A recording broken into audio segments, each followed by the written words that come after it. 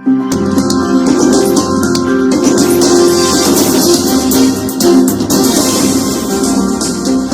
Jungle.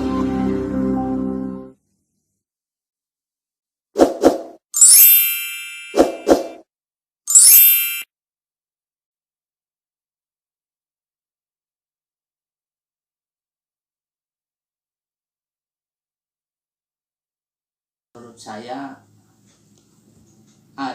ada hal-hal yang mensewu ya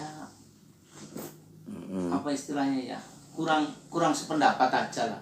Saya tidak bermaksud menyalahkan atau apapun, ya tidak. Yang jelas ya saya itu kurang sependapat dengan pembangunan yang di lokasinya tanah milik tanpa ada musyawarah terlebih dahulu, itu saja. Itu yang pertama ya Pak ya. Terus jika seandainya Pak Nun Sewu ini yang terjadi di desa dalam proses pembangunan atau penyerapan dana desa yang turun di tahun 2019 kemarin yang digunakan untuk pembangunan wisata Kampung Duren, itu dalam proses lelangnya itu dipandang kok simpang siur. Artinya simpang siurnya begini Pak, ada 3 peserta lelang, BUMDes, toko NTR dan toko Asahi. Namun setelah kami cross check ternyata toko Asahi dan toko NTR tidak mengikuti lelang. Nah, ini kategori seperti itu apakah dipandang transparan atau bagaimana Pak? Yang jelas saya tidak ingin tendensius lah, ya pendapat saya perlu dipelajari sebenarnya. Seorang kepala desa kalau mau ngambil langkah-langkah mestinya belajar dulu dari aturan-aturan yang ada sehingga tidak menimbulkan pro kontra di belakangnya. Dan yang paling penting adalah musyawarah dengan stakeholder, misalnya dengan Kampung Duren itu sendiri, warga yang sana akan dibangun, kemudian ada BPD, LPPMD, dan tokoh-tokoh masyarakat yang ada di Pesangeran, itu saja. Kalau itu dibicarakan lebih awal di tingkat bawah, baik dengan masyarakat Sumberan atau dengan BPD, LPPMD, paling tidak kan mestinya ada masukan-masukan. Misalnya dari BPD, oh ini harus begini. Mungkin dari tokoh masyarakat yang pakar-pakar hukum dan sebagainya kan tahu, yang namanya undang-undang kan mengikat itu loh. Jadi kalau kita sudah pelajari semua, kemudian kita undang tokoh-tokoh masyarakat, kita undang masyarakat yang menjadi tempat lokasi untuk Kampung Duren itu sendiri, kan mestinya tidak seperti ini. Kalau itu dirantut dari awal Pak, itu saja lah.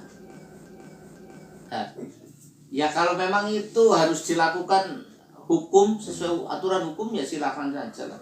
Karena apa? Ya yang namanya semua kan ada aturannya. Kalau memang itu sudah ibaratnya tidak sesuai dengan aturan, ya monggo saja lah. Kita masyarakat yang penting tahunya adalah ke depan siapapun kepala desanya mestinya kalau ada apa mesti pelajari dulu loh.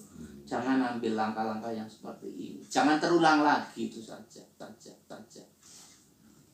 Ya itu saja harapannya ke depan, siapapun yang menjadi kepala desa hendaknya kalau ada apalagi ini dana yang cukup besar ya Pak. Kalau saya dulu kan baru berapa lah, paling terakhir itu 120 juta lah. Ini kan miliaran gitu loh. Mestinya harus ada kompromi yang benar-benar nyata lah. Artinya jangan di atas kertas saja, sudah dinyatakan dimusyawarahkan tapi ternyata kurang pas lah dengan apa yang disampaikan, itu saja. Kalau menurut Bapak sih lebih prioritas mana antara infrastruktur jalan dengan objek wisata Pak? Ya menurut saya infrastruktur jalan dan lain-lain. Kalau kampung wisata kan temporer itu istilahnya. Kalau musim hujan aja udah nggak mungkin. Kalau udah nggak ada durian juga udah nggak mungkin. Itu ya istilahnya kurang efektif lah, itu aja. Karena kita apalagi dengan lokasi yang cukup jauh dari medan tempurnya cukup. Ya nggak mungkin kan kalau kita Kampung Duren naik sepeda ke sana, ya benar-benar kasihan juga, pengunjungnya juga nggak seberapa. Artinya dengan hasil tidak sebanding lah. Kalau itu bermanfaat bagi masyarakat mungkin iya, tapi sebesar apa manfaatnya kan kita belum jelas. Gitu. Tapi untuk sebuah kebaikan desa, ketika hal-hal itu dilakukan mungkin oleh masyarakat yang mengkritisi dan lain sebagainya, menurut pendapat Bapak gimana, Pak? Ya, yang namanya mengkritisi kan bukan berarti tidak suka ya.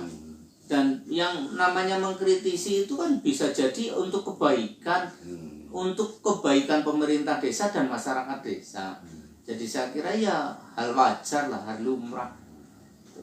Untuk menunjukkan bahwa ini ada penyelewengan atau penyimpangan yang tidak sesuai dengan prosedur dan aturan pemerintah.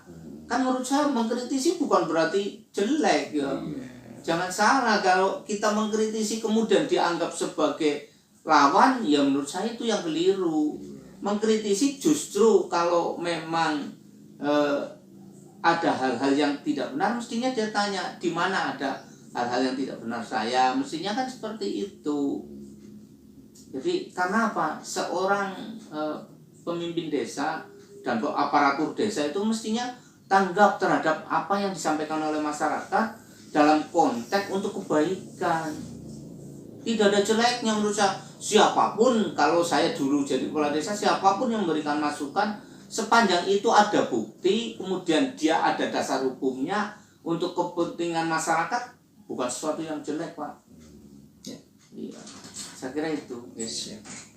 Tapi Pak, mungkin terakhir ini, mungkin di masa pemerintahan Bapak dulu selama berapa periode itu ya Pak ya, artinya kan ada gitu keseimbangan. Mungkin kalau sekarang kan BPD ya Pak ya, kalau dulu apa ya Pak zaman Bapak? Kalau saya dulu BPD tiap bulan ada pertemuan, Pak.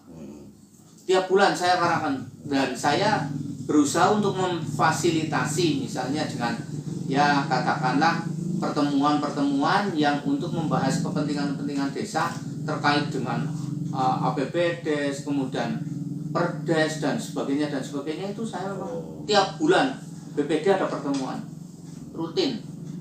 Tapi ini ketika BPD baru dengan BPD lama sudah ada pelantikan BPD baru, kok di pemerintahan desa yang sekarang kok belum ada serah terima jabatan baru antara BPD lama dengan BPD yang baru ini? Menurut Bapak gimana? Bukankah serah terima itu, jabatan itu merupakan sebuah apresiasi terhadap kinerja BPD lama ini Pak? Ya kalau saya sih pendapatnya ya artinya kurang menghargai lah, itu saja.